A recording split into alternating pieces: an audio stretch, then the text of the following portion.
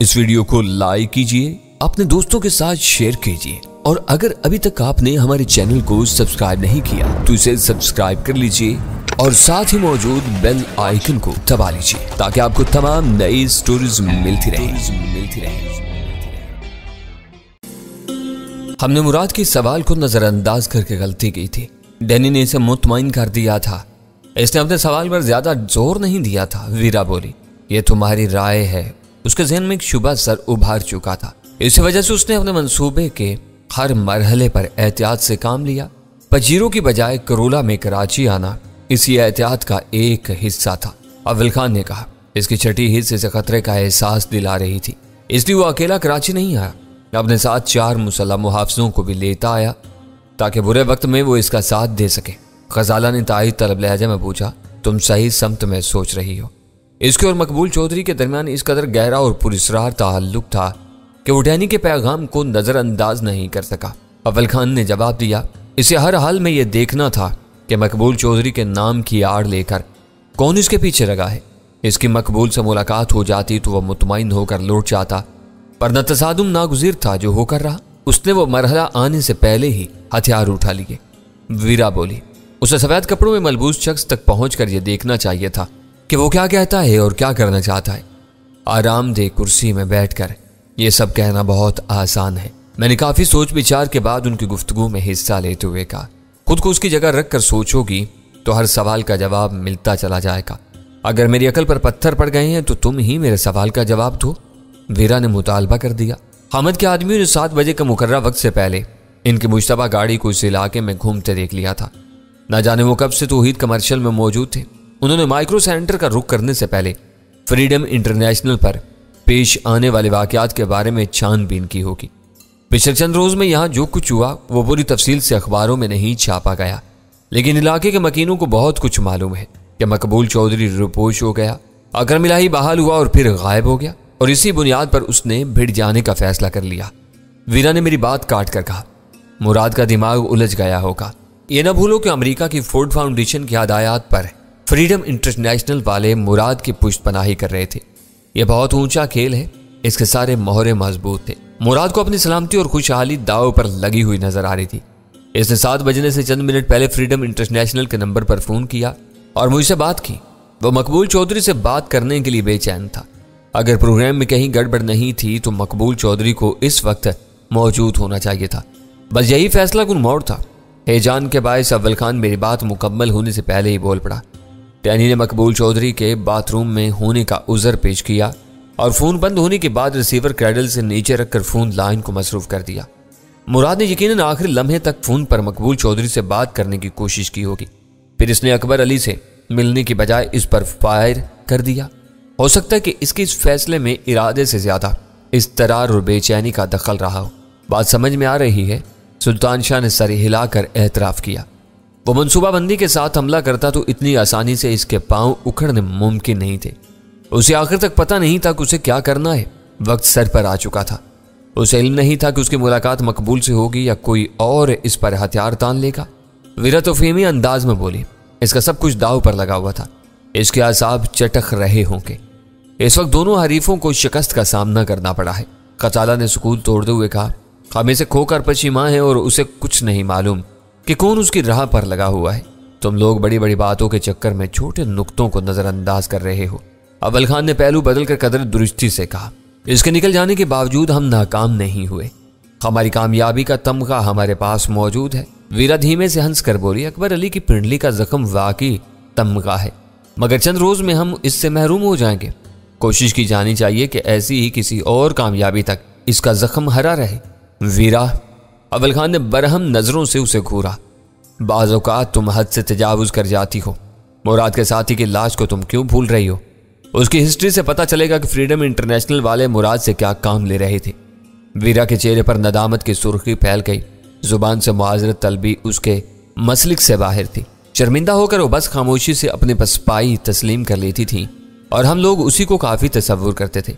लाश को मकामी पुलिस के हवाले कर देने के बाद हम इस केस से दस्तबरदार नहीं हो गए। सुल्तान शाह ने अव्वल खान से पूछा, वो अपने रवायती अंदाज में कई रोज बाद किसी नतीजे तक पहुंचेंगे। पुलिस की कारकर्दगी के बारे में तुम ताज्जुब का शिकार मालूम होते हो। اول خان نے خفیف سی مسکراہٹ کے ساتھ کہا، وہ لوگ بھی ہمارے معاشرے سے تعلق رکھتے ہیں، ان سے بھی کوتاہیاں ہوتی ہوں گی، لیکن انہیں بڑھا چڑھا کر بیان کیا جاتا ہے۔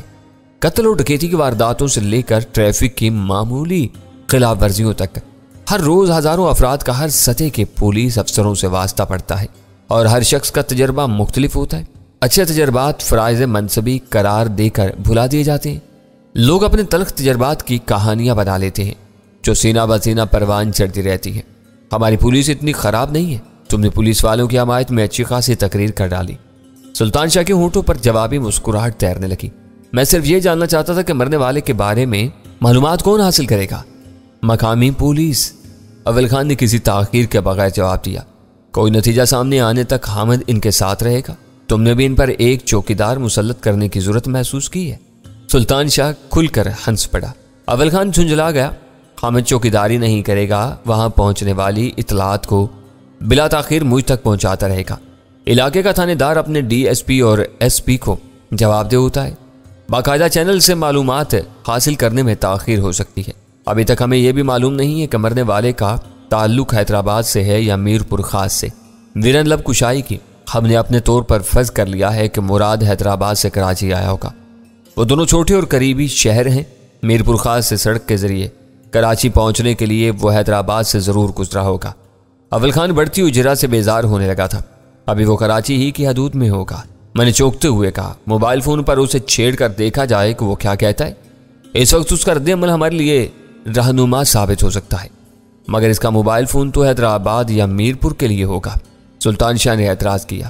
وہ موبائل فون کی آمد کا ابتدائی دور تھا، اسے ایک حیرت انگیز ایجاد اور فیشن کا درجہ حاصل تھا، مگر عام لوگ اس کی کارکردگی اور دائرہ کار کے بارے میں بہت زیادہ نہیں جانتے تھے۔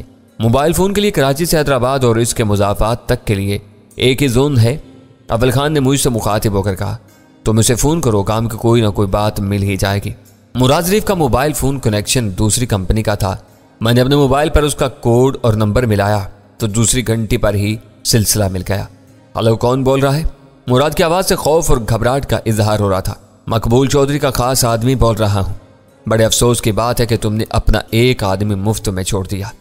اس کی لاش حیدرآباد پہنچانے کا کرایہ کون دے گا؟ دوسری طرف سے سندھی زبان میں بے ساختہ جو کچھ کہا گیا وہ صوتی اعتبار سے میرے لیے ناقابل فہم تھا، مگر میرے لیے یہ جاننا مشکل نہیں تھا کہ مراد کے جواب کا وہ حصہ غلیظ ترین گالیوں پر مشتمل رہا ہوگا۔ اپنے غیر ارادی رد عمل کے اظہار کے بعد وہ بولا، تم جھوٹے بدمعاش کتے اور کمینے ہو۔ تم دیکھنا میں تمہارا کیا حشر کرتا ہوں۔ تمہارا دماغ خراب ہو گیا ہے مراد۔ میں نے غضبناک غراہٹ کے ساتھ اس کی بات کاٹ دی۔ مقبول تم پر بہت برہم ہے، وہ تمہیں کوڑی کوڑی کو محتاج کر کے دوبارہ فٹ پاتھ پر پہنچا دے گا۔ وہ میرا سائیں اور میں اس کا غلام ہوں۔ مراد ظریف کا لب و لہجہ یکا یک تبدیل ہو گیا۔ تم سچے ہو تو اب بھی سائیں مقبول چودھری سے میری بات کرا دو، میں اس کے قدموں میں گر کر اس سے معافی مانگ لوں گا۔ میری پورا اعتماد دھمکی نے مراد کو تذبذب میں ڈال دیا تھا، مگر اس نے حاضر دماغی سے کام لیتے ہوئے مفاہمت کے لیے ایک کڑی شرط رکھ دی تھی۔ میں نے بس لمحہ بھر کے لیے سوچا، پھر کہا، چند سیکنڈ توقف کرو، میں مقبول چودھری سے تمہاری بات کراتا ہوں۔ ان چاروں کی متجسس نگاہیں میرے چہرے پر مرکوز تھیں۔ میرے پاس مشق کرنے کا کوئی موقع نہیں تھا۔ میں نے قدر توقف کے بعد فون اپنے کان سے لگایا اور اپنی دانش میں مقبول چودھری کی آواز کی نقل کرتے ہوئے مجروح آواز میں کہا، مراد، آج تم نے میرا مان توڑ دیا۔ مجھے امید نہیں تھی کہ تم یہاں کر گولیاں برساؤ گے۔ مجھے پتا نہیں تھا کہ میری وہ کوشش کہاں تک کامیاب ہوئی تھی۔ میں نے دھڑکتے ہوئے دل کے ساتھ اپنے مخاطب کے رد عمل کا انتظار کیا۔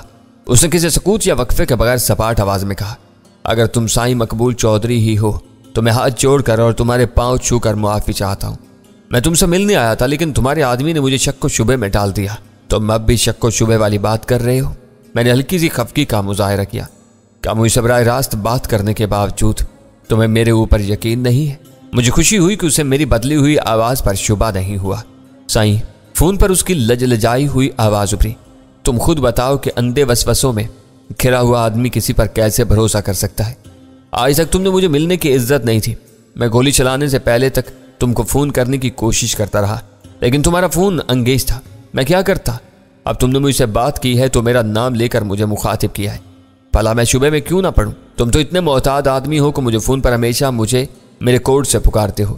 میرے ذہن پر لمحہ بھر کے لیے سناٹا سا چھا گیا۔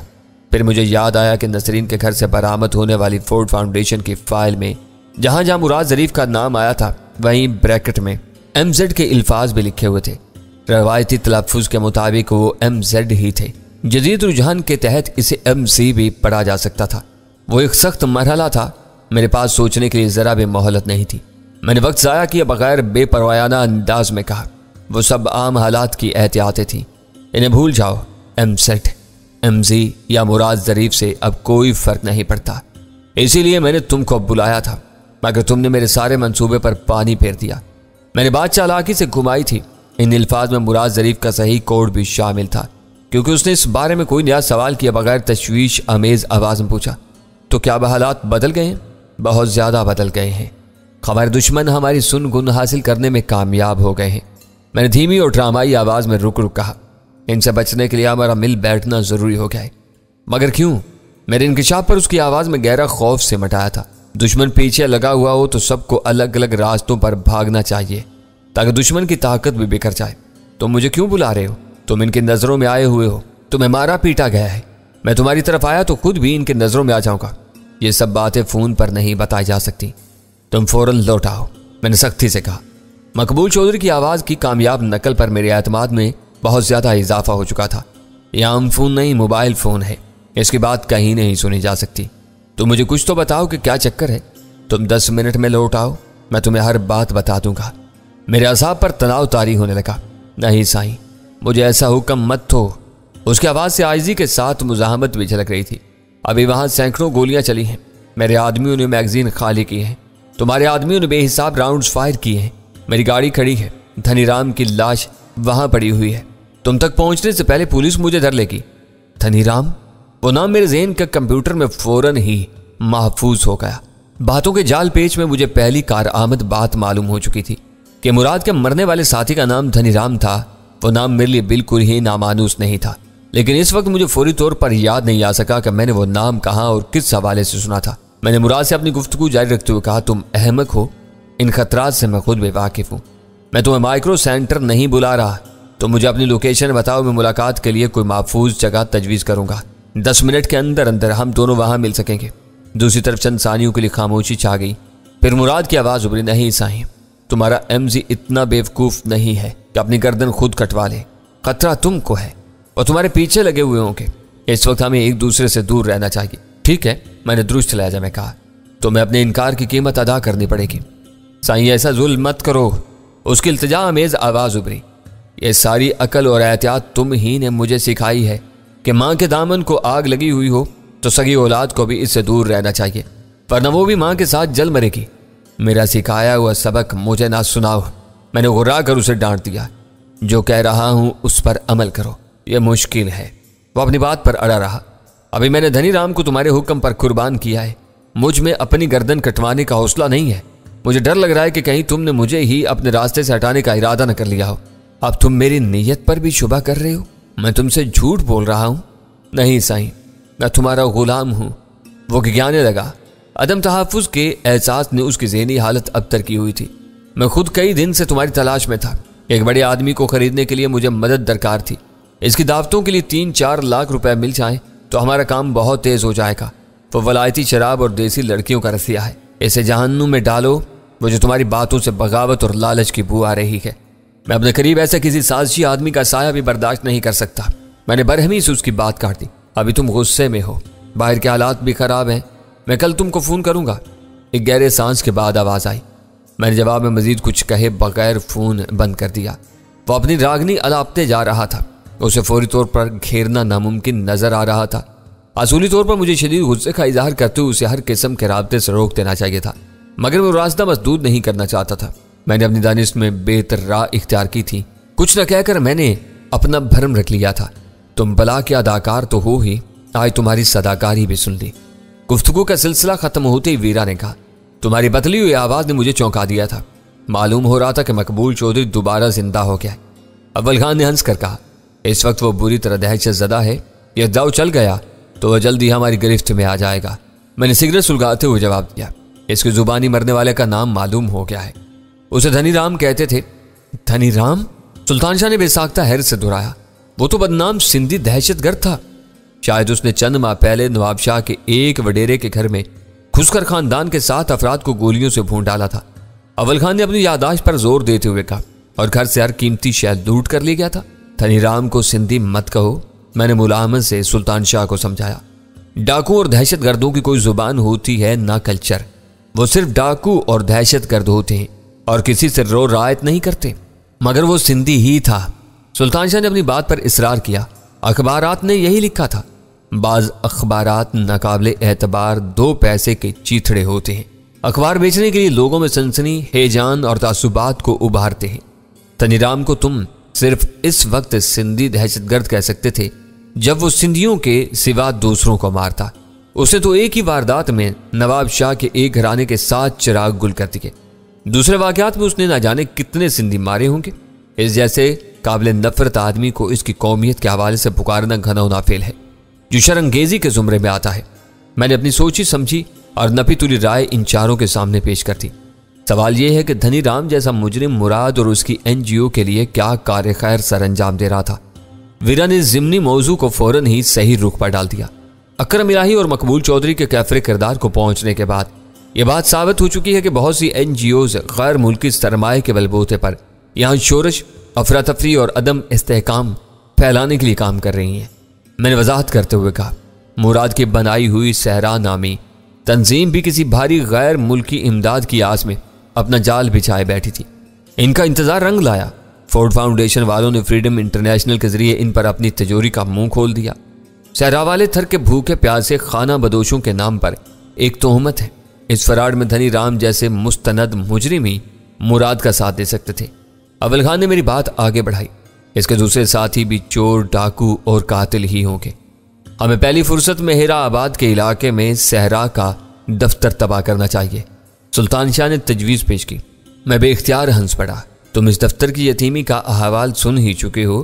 وہ کرائے کی کوٹھڑی میں قائم ہے، وہاں رکھا ہوا بے جان فون محض نمائش کے لیے ہے۔ وہاں ایک آدمی دن بھر بیٹھا مکھیاں مارتا رہتا ہے۔ دفتر کی تباہی سے سارا نقصان مال کے دکان کا ہوگا۔ صحرا کا ملازم اپنا دامن جھاڑ کر گھر چل دے گا۔ ویرا بولی، وہ مجرموں کا ٹھکانہ ہے، وہاں کچھ نہ کچھ ہوتا ہی ہوگا۔ اس کا ختم کیا جانا ضروری ہے۔ سلطان شاہ نے ضد کی۔ جرم دفاتر میں بیٹھ کر کیے جاتے ہیں، نہ ان کا کوئی ریکارڈ ہوتا ہے۔ اول خان نے گفتگو میں دخل اندازی کرتے ہوئے کہا، جرم کا بیج مجرموں کے ذہن میں پھوٹتا ہے اور وہ اپنے ہاتھ پیروں سے اسے پایہ تکمیل تک پہنچاتے ہیں۔ صحرا کے دفتر سے کچھ ہاتھ نہیں آئے گا۔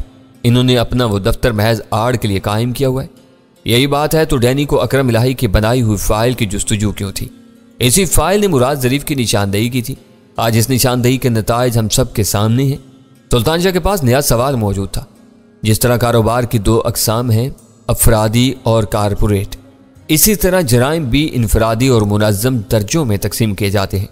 صحرا اور فریڈم انٹرنیشنل والے چلتے پھرتے مقامی مجرم ہیں جو ہر جرم کی کلید اپنے ساتھ لیے پھرتے ہیں۔ میں نے اس کی بے اطمینانی دور کرنے کے لیے جواب دیا۔ اس کے برعکس شی، ڈیوڈ اسٹارز اور فورڈ فاؤنڈیشن منظم جرائم کے گویا کارپوریٹ ادارے ہیں۔ ان کی اپنی عالمی مجبوریاں ہوتی ہیں، اس لیے کچھ نہ کچھ ریکارڈ پر آ جاتا ہے۔ جب سے فورڈ فاؤنڈیشن والوں کو اکرم الہی کی بدنیتی کا اندازہ ہوا، ریکارڈ غائب ہو گیا اور سارے کام زبانی طے پانے لگے۔